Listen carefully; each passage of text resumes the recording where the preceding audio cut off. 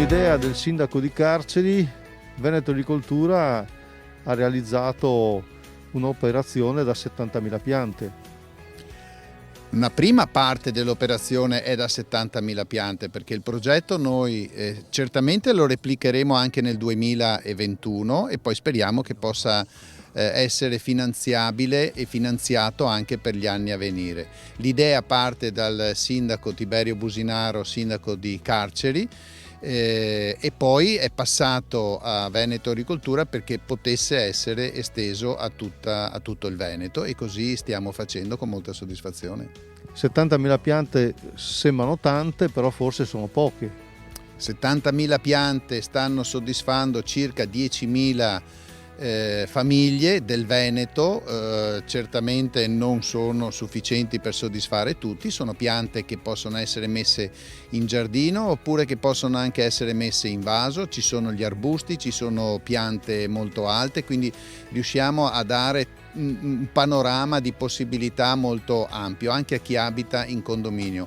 Noi speriamo che questo progetto possa continuare ad essere ascoltato dai cittadini e capito dalle amministrazioni nel futuro, perché per noi è molto importante.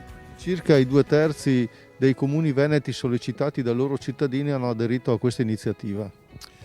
Sì, 337 comuni su circa 420 comuni hanno aderito. Ci sono comuni importanti che non hanno aderito, ma certamente perché la cosa non è stata magari vista al momento giusto. È per questo che riprenderemo l'anno prossimo il battage nei confronti dei comuni perché aderiscano, perché i cittadini vogliono queste piante, vogliono aderire a questo progetto e vogliono che la pianura del Veneto sia una pianura più verde.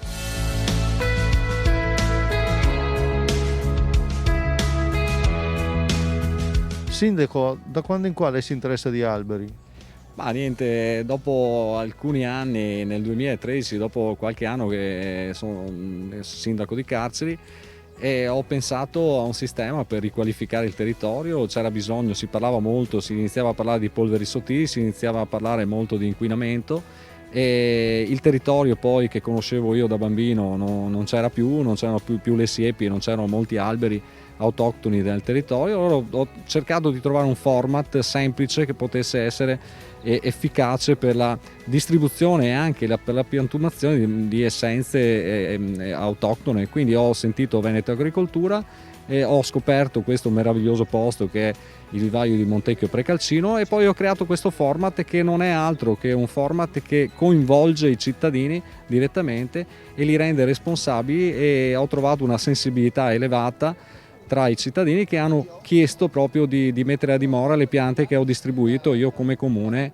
con efficacia, perché nelle prime 2 volte che ho proposto l'iniziativa abbiamo piantato, in un comune piccolo di 1500 abitanti, abbiamo piantato 4.000 alberi. Oggi ve ne portate via un altro po'? Sì, un altro po' di piante, sicuramente l'iniziativa sta funzionando. La cosa bella è che si è riprodotta, è cresciuta, e oggi ci sono più di 300 comuni che hanno aderito, ma sono certo che nel prossimo futuro ci saranno anche le altre regioni che accoglieranno a braccia aperte questo progetto, e quindi sono certo che questa iniziativa diventerà una realtà.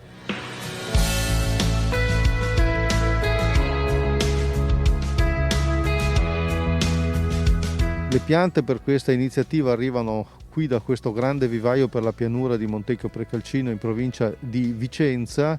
Quali sono appunto le potenzialità di questa struttura? Questa è una struttura modulare che consente di adattare la produzione alle esigenze che di volta in volta si verificano in regione. Ha una potenzialità massima intorno ai 2 milioni di piante ad oggi. Ovviamente sono spalmate, la produzione è spalmata su più anni, perché parliamo di piante almeno in parte arboree e arbustive che richiedono 1, 2 o 3 anni per essere pronte per la messa a dimora. Ma che senso ha un vivaio per piante forestali?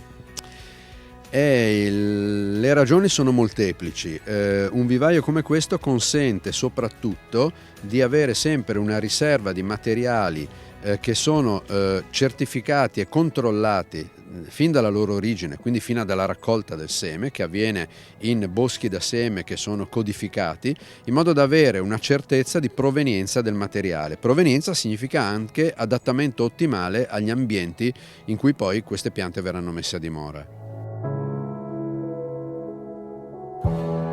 Lei è responsabile di questa struttura, allora è lei che ci può dire quali sono le piante che producete e soprattutto quelle che vengono date per questa iniziativa. Noi produciamo tutte le piante della pianura veneta e per questa iniziativa di queste piante di queste specie, che sono circa un centinaio, ne conferiremo una quarantina. Sono quelle legate specificamente agli ambienti di pianura e di collina immediatamente prospicienti la pianura. Facciamo qualche nome? Qualche nome: Farnia, la quercia, la pianta più importante, il carpino bianco, l'acero campestre, la sanguinella, la lantana, insomma una quantità di specie. Il bosco di pianura in origine presente nella nostra pianura poteva contare circa 30 specie, quindi noi ne diamo un po' di più perché diamo anche qualche specie di collina. Però anche arbusti. Certamente anche arbusti, il biancospino, la sanguinella, la lantana sono tutti arbusti, sì. Perché questo componeva la complessità del bosco della pianura padana. Esattamente, il bosco non prevede la presenza di soli alberi, ovviamente c'è anche un sottobosco di erbe e di fiori, ma ai margini si forma dove i boschi sono mantenuti in condizioni naturali quello che viene chiamato tecnicamente il mantello. È una specie di fascia di arbusti fioriti che amano il sole, la luce, che fanno bacche, che chiamano quindi insetti, uccelli. Ecco, questo è presente nei boschi naturali, non esiste il bosco che comincia subito con alberi alti in natura, in pianura. C'è sempre questa fascia di prebosco chiamato mantello, formato da arbusti, e questi arbusti ora si trovano ad esempio nelle siepi campestri. Questi arbusti sono quelli che diamo e che conferiamo con questa iniziativa.